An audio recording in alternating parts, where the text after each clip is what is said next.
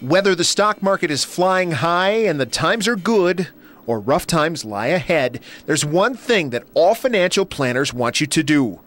Come up with a budget, write it down, and stick to it. A budget is not meant to tell them what they can't do. A budget is to give them certain guidelines to allow them to make adjustments during the year. Usually what gets written down gets done. Everyone has their New Year's resolution where they're going to be on their diet or they're going to fix their financial situation, but if they're just saying it, that's one thing. If you actually write it down, whether it's with an advisor or just between you and your spouse, it'll usually get done. And it's in sitting down and looking over that budget that you can find places to trim a little fat from what you spend each month. The average, family with children and so forth actually spend more in discretionary spending than they realize. For example, do you stop for a cup of high-end coffee every day?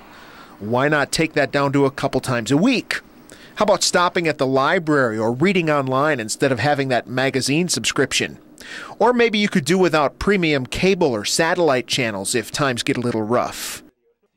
I'm doing more hobbies that don't cost a lot, like started picking up running and playing basketball at the gym, and not so many video games anymore. Young mother Tricia Nielsen has a 1.5-year-old, so you can imagine what she and her husband have to spend on necessities. Still, they found places to reduce their bills. We found a couple areas. We've done some stuff with some of our insurances and some of our just daily expenses that we can trim a little bit. Experts say a little cutting back and expense trimming is good, but don't let the recession predictions send you running down the street screaming.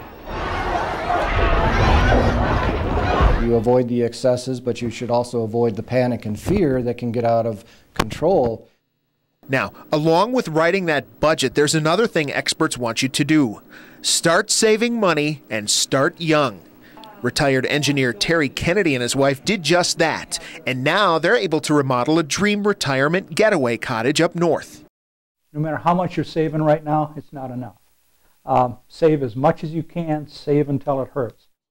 But it really doesn't have to, because all the experts agree on one more thing.